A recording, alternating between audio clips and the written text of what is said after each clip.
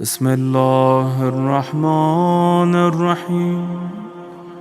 السلام عليك يا أبا عبد الله، السلام عليك يا ابن رسول الله، السلام عليك يا خيرة الله وابن خيرته، السلام عليك يا ابن أمير المؤمنين وابن سيد الوصيين، السلام عليك يا ابن فاطمة سيدة نساء العالمين، السلام عليك يا ثار الله وابن ثاره والوتر الموتور، السلام عليك وعلى الأرواح التي حلت بفنائك، عليكم مني جميعا سلام الله أبدا ما بقيت وبقي الليل والنهار.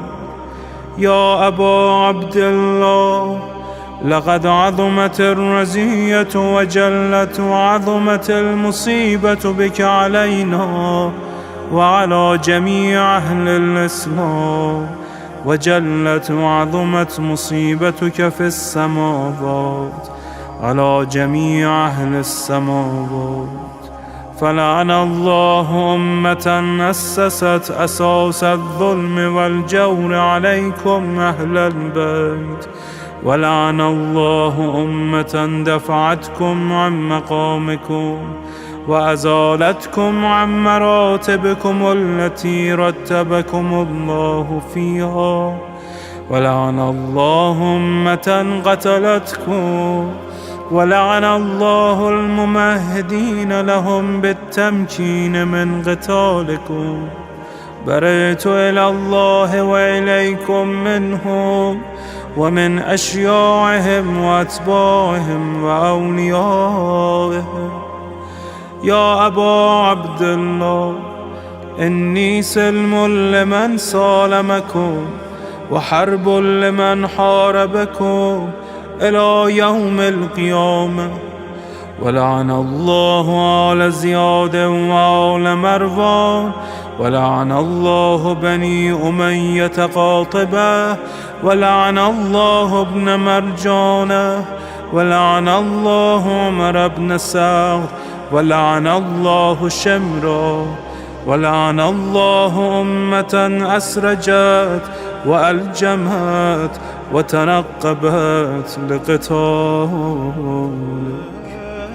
بأبي أنت وأمي، لقد عظم مصابيبك، فأسأل الله الذي أكرم مقامك وأكرمني بك أن يرزقني طلب ثارك مع إمام منصور من أهل بيت محمد صلى الله عليه وآله.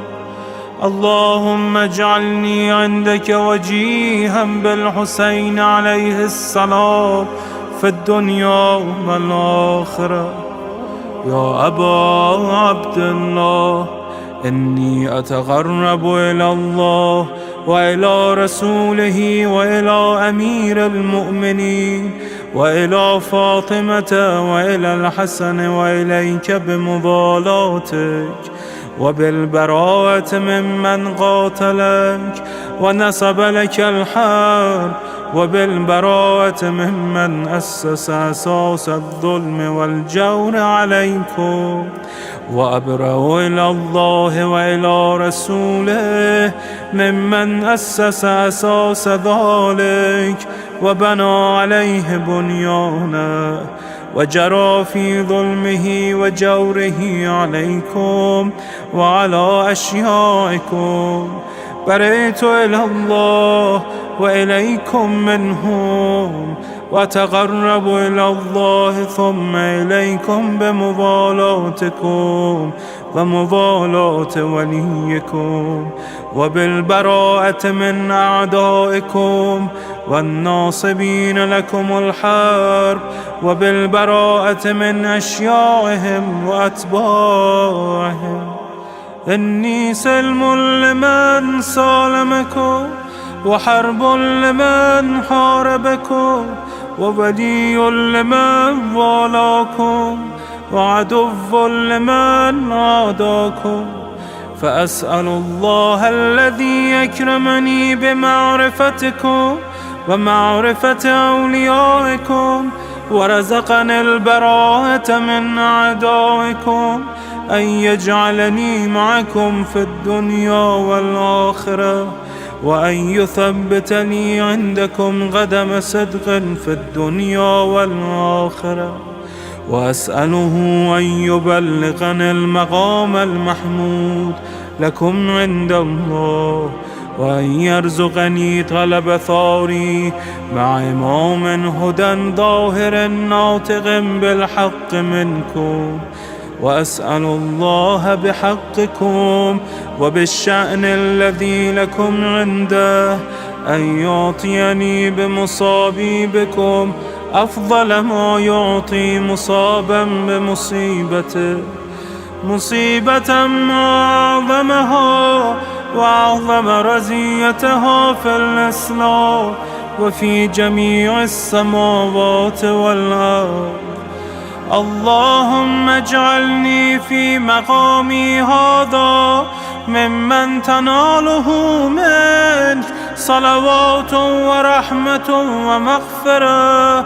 اللهم اجعل محياي محيا محمد وآل محمد، ومماتي ممات محمد وآل محمد. اللهم إن هذا يوم تبركت به بنو أمية وابن آكلة الأكباد، اللعين ابن اللعين على لسانك ولسان نبيك صلى الله عليه وآله، في كل موطن وموقف وقف فيه نبيك صلى الله عليه وآله. اللهم لعن أبا سفيان ومعاوية ويزيد بن معاوية، عليهم منك اللعنة أبد العابدين. وهذا يوم فرحت به آل زياد وآل مروان بقتلهم الحسين صلوات الله عليه. اللهم فضاعف عليهم اللعن منك والعذاب الأليم.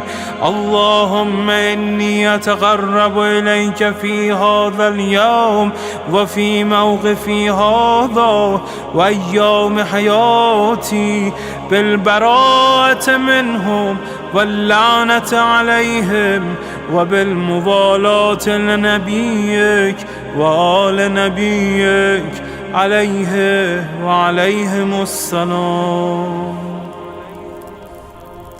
اللهم لعن أول ظالم ظلم حق محمد وآل محمد، وآخر تابع له على ذلك. اللهم لعن العصابة التي جاهدت الحسين وشايعت وبايعت وتابعت على قتله. اللهم لعنهم جميعا. السلام عليك يا أبا عبد الله، وعلى الأرواح التي حلت بفنائك. عليك مني سلام الله أبدا ما بقيت وبقي الليل والنهار، ولا جعله الله آخر العهد مني لزيارتكم.